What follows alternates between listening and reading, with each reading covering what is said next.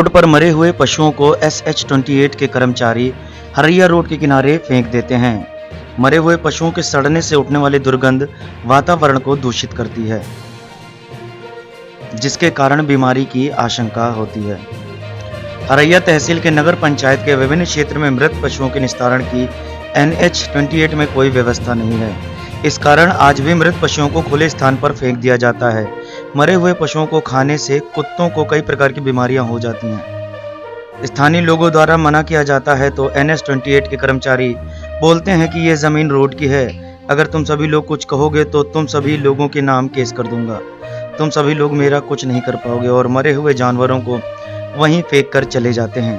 कस्बे के लोग मना करने पर NH-28 के कर्मचारी अपनी मनमानी कर रही है। क्या ये है कि नेशनल हाईवे के किनारे तमाम मवेशियों को, मरे हुए जानवरों को लाकर नेशनल हाईवे के किनारे बहा दिया जाता है जी।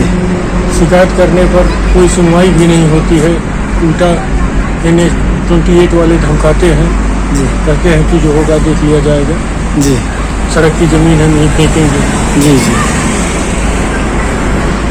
आपका नाम क्या है? संतोष पाठक। घर कहाँ? वार्ड नंबर 3 नगर पंचायत हरैया बस। समस्या क्या है?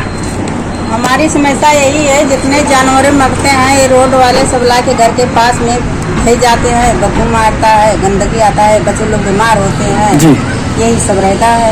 चाहे जो जानवर मारते हैं ला के भेज जाते हैं। तो उनको मना नहीं करती हैं आप? मना करते हैं, बार बार मानते नहीं हैं जी। आपका नाम क्या है? गोमती। घर कहाँ आपका? यही पास है, बगल में है।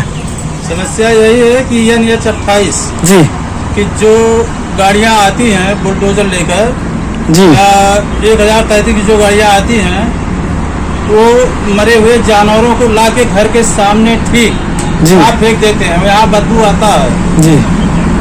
अब इसके लिए कई बार हम लोग उनको मना किया, लेकिन बार बार वो धमकी देते हैं कि जिसको बुलाना बुला लो। जी इसके लिए क्या किया जाए?